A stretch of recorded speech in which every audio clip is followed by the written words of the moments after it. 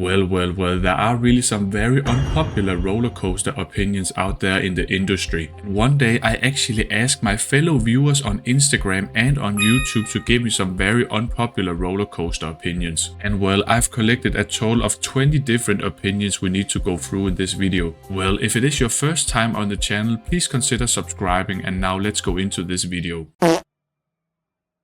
Well, every roller coaster enthusiast know these SLCs. They are called the suspended looping coasters created by Vekoma back in the day. And unfortunately, around 42 of these cloned coasters are standing around the world. Well, I disagree with this opinion because most of these SLC coasters are rattly, very rattly and uncomfortable, and those that feature the old train are just horrible. But there are also some SLCs out there that are better, but they are still not that great in my opinion. Mack Rides over Intamin. Well, I can really see that Mack Rides has really upped their game in the recent years with amazing roller coasters, but Intamin has a very big catalog with a lot of variety in their roller coasters, but they also have some rides back in the day, record-breaking rides, and they are still continuing to do those record breakers. Well, if you only focus on the recent years, you could argue that Mack Rides has really upped their game and they are still competing with the biggest manufacturers, but I still have to choose Intamin right here. They are just legendary. Oh no, Intamin sack spins are incredibly good. What have you eaten? Now I have to say the person who shared this opinion also have a lot of things to say about these sack spins. The person says if you're just squeezing your body onto the seat, the ride experience is going to be amazing. Well, I can see the point, but I think you can also say that with other roller coasters that are quite uncomfortable and rattly. Just squeeze your way back to the seat and survive this coaster experience. And now I have to completely disagree with this opinion because, as I said before, Intamin has really done it all, from record-breaking rides to awesome world-class roller coasters. And yeah, I know some of Intamin's roller coasters are also quite problematic, but they have been the pioneers in terms of variety and so on in the recent years. But on the other side, if you agree with this statement, please let me know in the comments.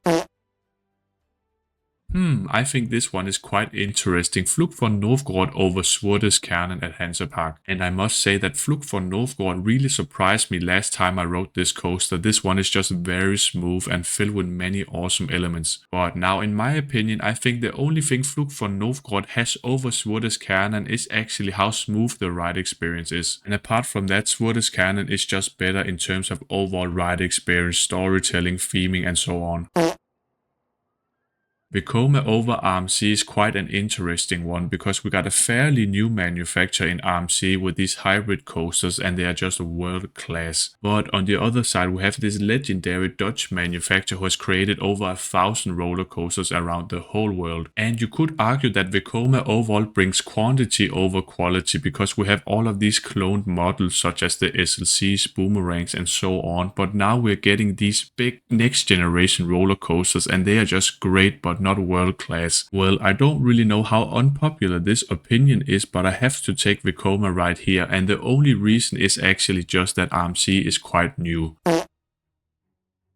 Now this one could be a very polarizing opinion. We are of course talking about Raging Bull at Six Flags America. And if you didn't know, Raging Bull is a bit more compact in terms of layout, and this is where you also have a bit more in terms of overbang and also twists and turns with a focus on positive G-force heavy moments, but you still have those iconic airtime moments also. So if you love the traditional hypers with floater airtime all the way, you might hate this one. But on the other side, many people also like Raging Bull because it's quite different, so please let me know in the comments if you agree or disagree.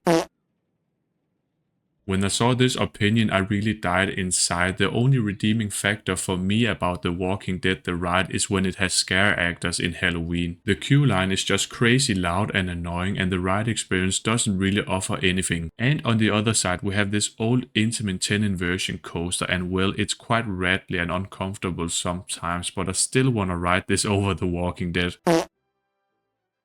Yes, this is actually a statement I can partly agree with because I think Vekoma boomerangs are not that bad also. They're getting too much hate. Well, it's just like the SLC coasters. Some of these boomerangs feature new trains and that means you delete that headbanging experience. Now, if you take the worst SLCs versus the worst boomerangs, I think the SLCs are way worse. These are overall two world-class roller coasters in my opinion. Hyperion has a world-class first drop and Hyperia also has a world-class first drop, but in my opinion Hyperia wins this because I think it's the best drop in the whole world by far because of that 180-degree lateral twist. Now the biggest question I need the answer to right now is Hyperion or Hyperia. Let me know in the comments below.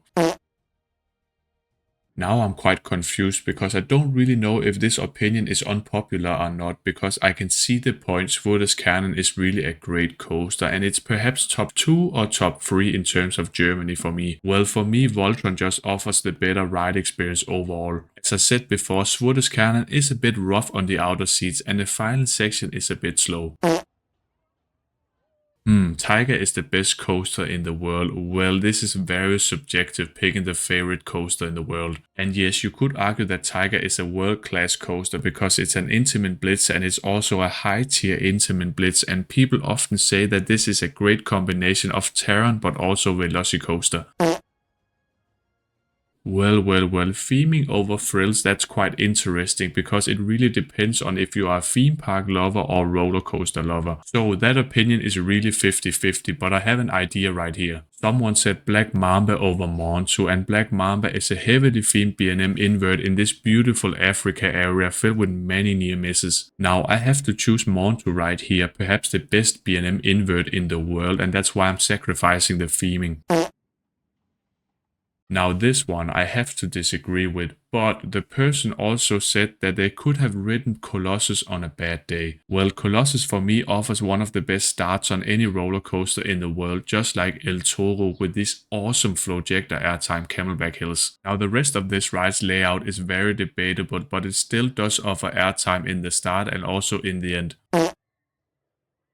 This opinion really is awesome because many people say that the so-called Goudurix at Park Asterix is one of the worst roller coasters in the world. This coaster unfortunately has the old Vekoma train on it and also some breakneck transitions, but it really isn't that bad. Now on the other side, I won't say it's a good ride, it's just a mid-tier ride, it's forgettable but not the worst in the world.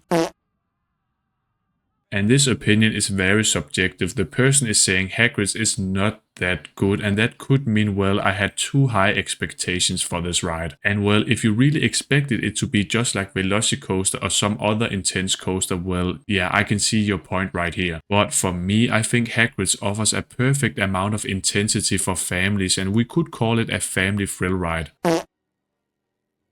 Now, I have to disagree with this comment already because Silver Star is not a God tier B&M Hyper. But personally, I still think it's a great B&M Hyper coaster with an awesome second half. So for me, it's a great ride, underrated but not God tier. The only God tier hyper coaster you need to ride is Shambhala at Port Aventura.